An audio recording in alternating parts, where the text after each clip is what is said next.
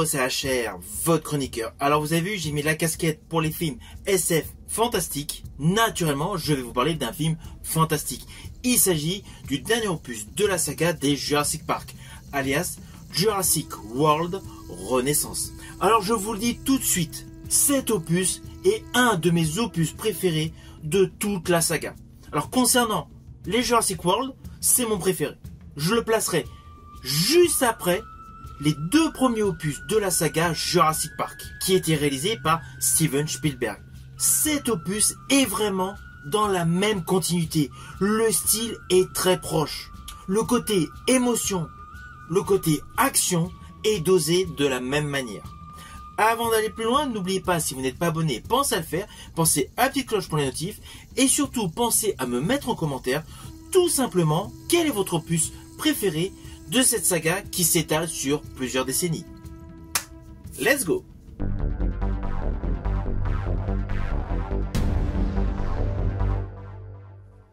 Alors, avant de vous raconter le pitch de base, fiche technique de ce film, réalisé par Gareth Edwards sur un scénario de David Koepp. Il dure approximativement 134 minutes et il est rattaché au registre science-fiction fantastique, action, aventure. Et il est produit principalement par Steven Spielberg. Voilà, c'était pour le côté technique. Place à l'histoire.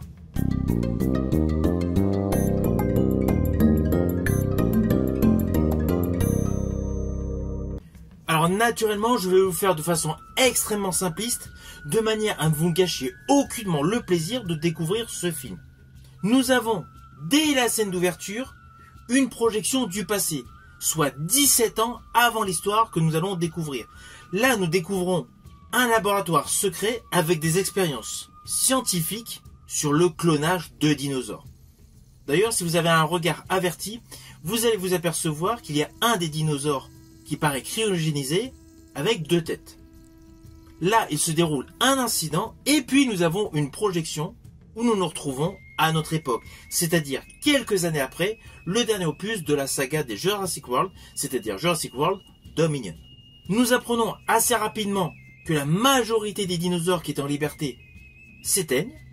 Les seuls survivants, les seuls rescapés de toutes les expériences génétiques sur ces monstres du passé vivent autour de l'équateur, dans un endroit totalement adapté à leur organisme. De ce fait, si personne n'entre dans cette zone où les derniers survivants vivent, il n'y a aucun souci. Naturellement, c'est une zone contrôlée. Là, nous découvrons un philanthrope qui monte une expédition avec notamment un professeur en paléontologie, des spécialistes des missions en infiltration, vous avez pu le voir dans la bande-annonce, interprétés par Mahershala Ali et Scarlett Johansson, tout simplement pour aller récupérer 3 fioles de sang de dinosaures bien choisis. Un dinosaure gigantesque vivant dans les eaux profondes, un dinosaure gigantesque vivant sur Terre et un dinosaure gigantesque circulant dans les airs. Leurs 3 sangs ont une valeur importante pour la mise en place d'un nouveau procédé médical. Mais tout ceci, on l'apprend assez rapidement dès le début de ce film. Parallèlement, nous découvrons une petite famille au cœur d'un voilier. Alors ne vous inquiétez pas, je n'irai pas plus loin dans mon déroulé d'histoire, je préfère que vous découvriez le film. Mais voilà, ce que vous avez pu voir dans la bande-annonce, en fait, est assez succinct. C'est exactement ce que je viens de vous dire. L'histoire prend réellement place à partir du moment où il y a la première confrontation avec un des monstres du passé. Alors je vous le dis tout de suite, la réalisation de Gareth Edwards est vraiment l'axe central intéressant de ce film. Sa mise en scène est topissime et ses clins d'œil cinématographiques sont légion.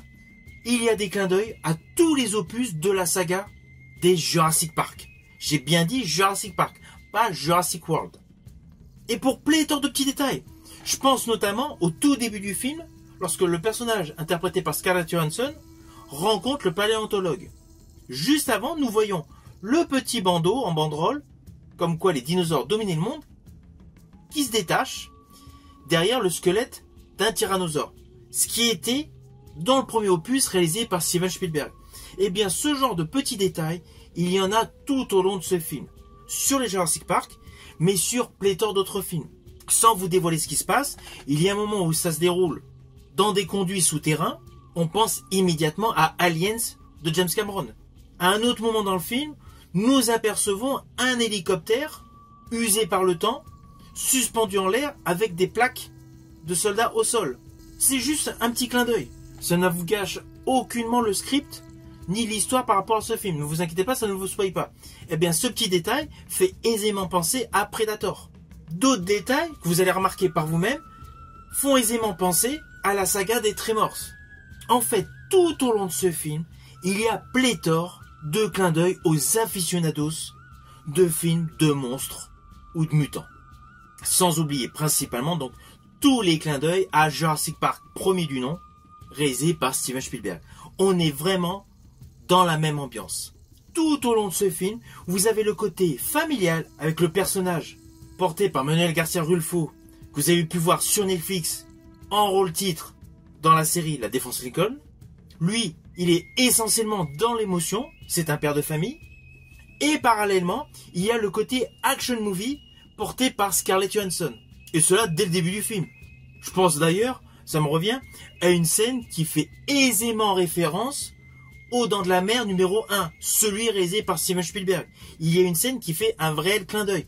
Et justement, Scarlett Johansson, son personnage, est badass et colle parfaitement. Du coup, dans ce film, il y a une réelle alchimie entre le côté émotion et le côté action movie.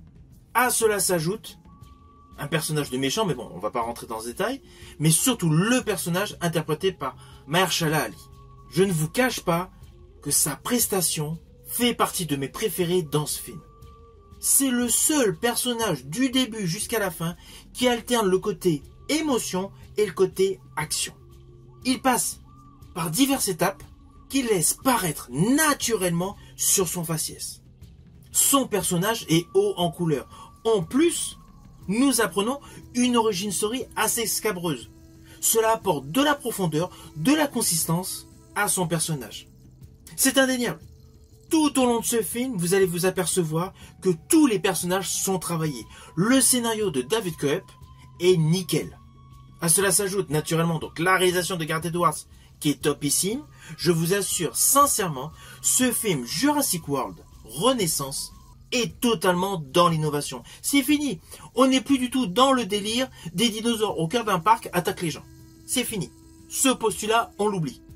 Cela n'empêche pas que ce film, selon moi, a des passages extrêmement violents, dont la scène d'ouverture. Il y a des passages extrêmement violents, je dirais même, qui font partie des plus violents de la totalité de la saga. Mais il y a des passages, tout en émotion, dignes de Gremlins ou d'E.T. Alors oui, mon avis est peut-être un petit peu biaisé parce que je suis un fan absolu du réalisateur Steven Spielberg. Et ce film est un parfait témoignage à la filmographie de Steven Spielberg. On est vraiment dans un total retour aux sources. Mais je pense que si vous allez voir ce film, vous aurez le même avis que moi, le film est bon. Ah oui, avant de conclure, je tiens à vous préciser que contrairement à certains opus de Jurassic World, il y a de nouveau recours aux animatronics. Et cela, c'est topissime. Cela rajoute du réalisme au cœur des acteurs. Ah oui, il y a du CGI, il y a de la VFX. Mais le fait d'utiliser de l'animatronics au centre du jeu des acteurs, cela apporte une sensation de réel. C'était pour la petite histoire.